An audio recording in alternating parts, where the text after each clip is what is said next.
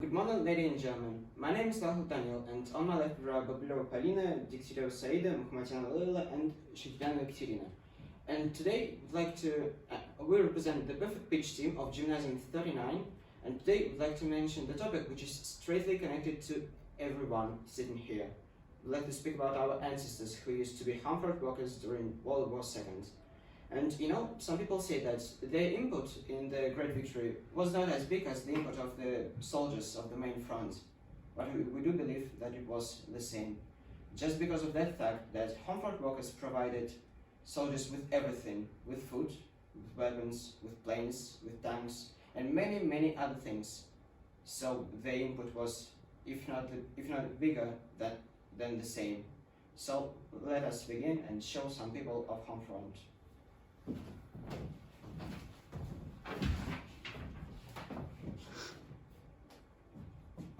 I deem that the Great Patriotic War of 1941 to 1945 affected every Russian family. Many of my peers lost relatives. My great-grandfathers also fought for the victory, but they didn't return from the war. However, my story today will be about my great-grandmother, Zharva Lyubov Alexeyevna, who was caught by the war at the age of 11. She lived in Moscow on Arbat, and in July of 1941 started a terrible bombing of Moscow. My grandmother wanted to help her native country from destruction, and so with her classmates she went on the roofs with huge water barrels to extinguish incendiary bombs. As soon as the radio announced that the bombing was going to start, they went on the roofs, took huge 5-kilogram bombs with tongs and were extinguishing them. So that is how my great-grandmother helped her native town and country. So she was awarded many medals for her helping during the war years. I'm really proud of her. After the bombing in Moscow, its voices spread to in other Russian cities, including Ufa.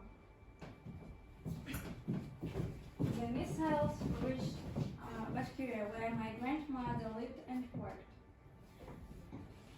Zoya Degtyaryova was born on December 14 in 1921 in Birsk.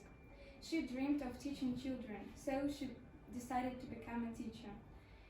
My grandmother graduated from the Birsk Pedagogical Institute in 1942 and immediately went to work at school. She had been sent to a village in Kaliniki because her predecessor had been sent to front where she died. In 1944, she received a letter telling about her lover who had been wounded. His arm was torn off by missile and he was in a hospital.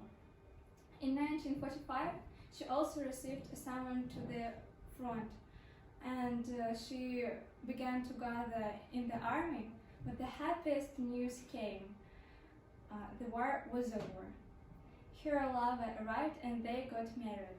My grandmother worked at school as a Russian language teacher for 40 years and taught many generations of students poem by Pushkin, Lermontov and Tютчев. Now I would like to tell you about my great-grandmother. Vakina Fredala Tikhonova was born on 22nd of August 1922 in a small and a beautiful village, Akinieva. There she spent her childhood, like all her peers, in the vastness of the native village. In 1936, she entered the Tatar Pedagogical College, where she met her future husband. And during her studies, she successfully graduated at Tatar Pedagogical College, and then she began working in the Novaya Ishmetovskaya school. Unfortunately, I didn't have the opportunity to meet her and to listen to her stories, but one story my mother told me. As I said, my great-grandmother was a primary school teacher. And one day she had a lesson and asked her students to draw a picture of their free time activities. She expected them to draw a picture of how they spend time with their friends, how beautiful the world is, how they spent their time with family, but she was surprised when she saw how children were drawing how they were famished, how their relatives who used to fight during the war, how they were injured, also how they were running away from the missile. That definitely struck her. To be safe from missiles, on the governmental factory number 161 was sent to the Ufa, and no sooner had it been sent than every person of Syria and even Bashkira went to help to motherland to win. And one of the person was the Kavi Mindyan Nasiruddinova. Despite being 14 years old girl, not only did she work at factory for 12 hours daily, but also studied at medical courses in order to make her dream come true, to go to the main front on 10th of May 1945 to help the soldiers straightly. However, her dream was not supposed to become true. As you know, on the 9th of May of 1945, the war has finished, and she was crying in spite of receiving good news. I'm really proud of her, and I'm happy that I had an opportunity to talk to her. She died at the age of 92 years old, and she had a happy life.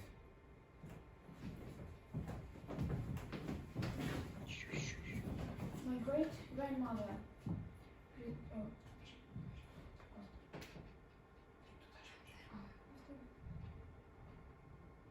great-grandmother Khritonova Vera Gavrilovna was a comfort worker. Unfortunately, I've never had a chance to meet her, but my grandfather and parents told me a lot about her. She was born in 1924 and moved to Vladivostok right before the war.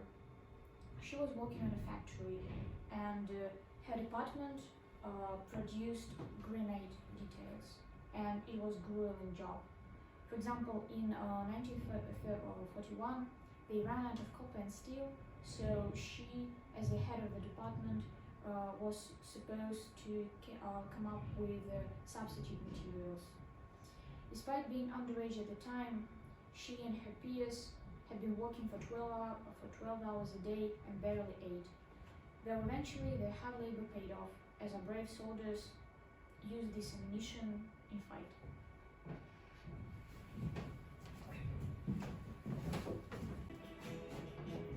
The projectile is flying, a harbinger of dark time.